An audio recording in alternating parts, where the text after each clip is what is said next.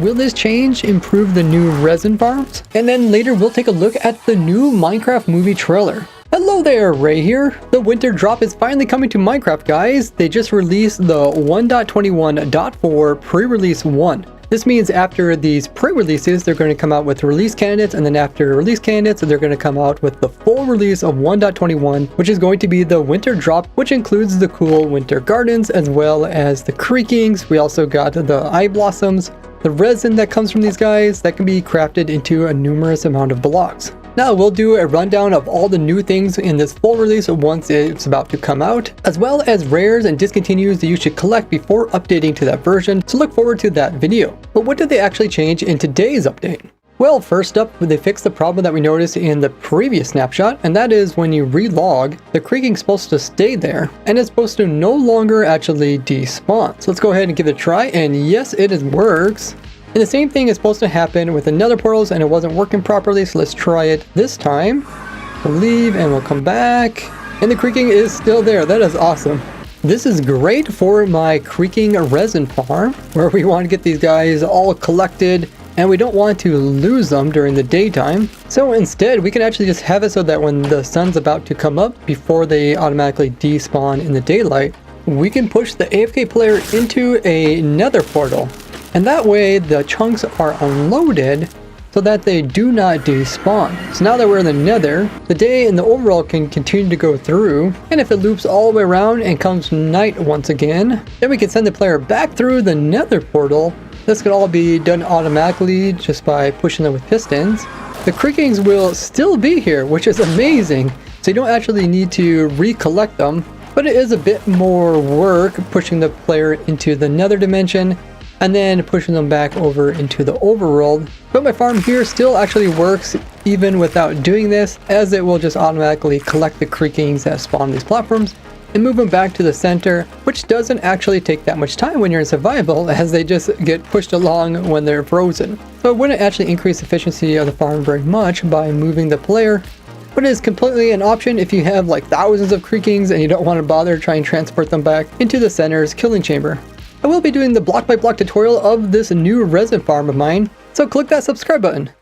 Now in the previous snapshots we've seen they change up how mobs decide which weapons they should hold. So they have priority over some over others, such as like a gold sword. It is a sword, so piglin will hold it in its hand, but if it's given a crossbow, it will take the crossbow and it'll use that as its main weapon. But since the sword is gold, piglins do like gold stuff, so they will store that in their inventory. But there was a problem in the previous snapshot where these guys, they would pick up something like a gold sword and they would put it in their main hand. But if they were given a crossbow, they wouldn't be able to decide if they should keep the sword as their attacking weapon or the crossbow. So they kept throwing out the crossbow, but then they would just end up picking it up again and then re-examine the gold sword. And this would just go on for an infinite loop. So they fixed this little edge case. So now little piglins will come out and pick up the crossbow, then see the gold sword, and then keep the gold sword as their main weapon, and drop the actual crossbow. So now the baby piglins will prioritize a golden sword over a crossbow, which makes sense since these guys don't actually attack you, so when you attack them they just run away. But the adults will continue to drop their gold swords in order to pick up the crossbow, but then they will re-pick up the gold sword and just stash away in their inventory. They also fixed a few problems that came up just during these snapshots, and a few related to the command/data remove, so now we'll properly remove certain things. The game's resource pack also got updated, which includes the newest unifont, but also a bunch of modding features. Now the Bedrock edition also got a update in a pre-release. One of the most interesting things that came out today for Bedrock Edition is that after all these years you can finally pause the single player world just by opening up the menu. So I loaded up the Bedrock Edition, and if you click enable game pause, it's right here in the general settings. So now we can see as soon as we push the escape button, these bees in the background just completely freeze. But what do you guys think of this new change? The official trailer for the Minecraft movie has just came out. Previous trailers we've seen were just Where are we? Wait, who are you again? Garrett the Garbage Man Garrison. Gamer of the Year 1989. Whatever. I barely think about it. Welcome to the overworld. Anything you can dream about here? you can make.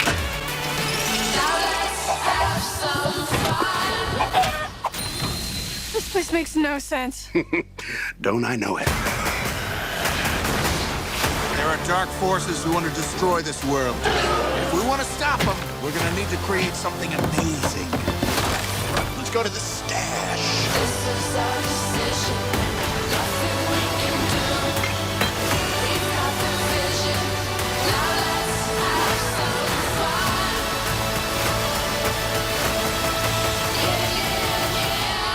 What's this junk? An ender pearl. Teleports you to wherever you throw it. Yeah, right. And that was the only one I had. No biggie. There's one more thing you need to know.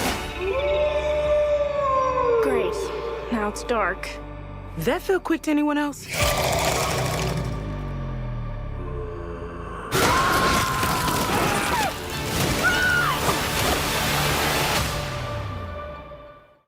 Now the trailer told us a lot. First up, we got some lore behind the actual Steve character and how he was actually in real life, and then he eventually found something while he was mining. It seems like there's kind of like this glass case, and you can see there is some of the Minecraft rune lettering on the side of it. And then he put this blue thing inside of it, and all of a sudden that somehow made a portal. Notice this is a blue portal, unlike the purple portal, so it's not actually like another portal, but one that goes from in real life to Minecraft.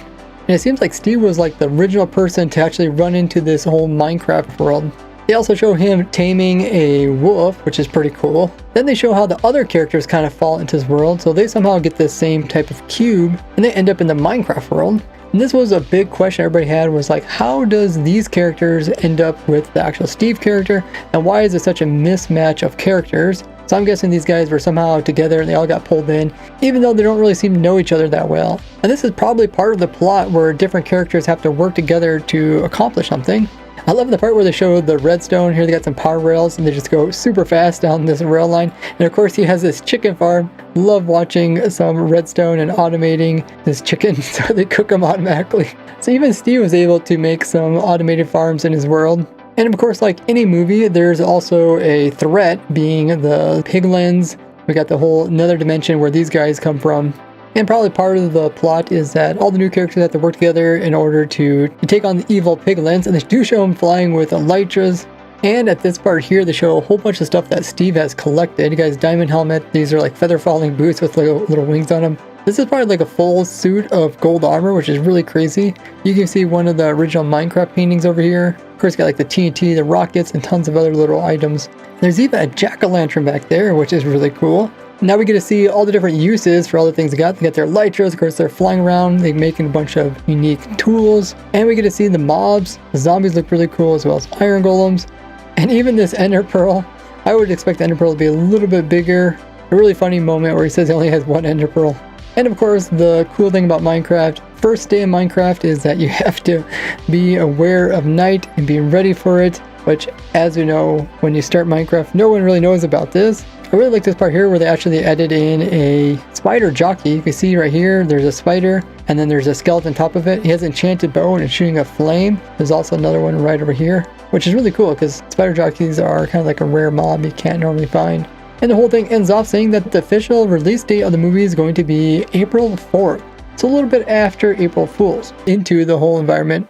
And what was your guys' favorite part about this new official trailer? For me, it was definitely this automatic chicken farm. Now leave a like on the video, and if you haven't already checked out that resin farm, it's right here. Otherwise, come over to my Twitch live streams where I will be designing some new automatic farms for the latest versions. And thanks so much for all my monthly supporters. Without you guys, these videos wouldn't be possible. And bye-bye!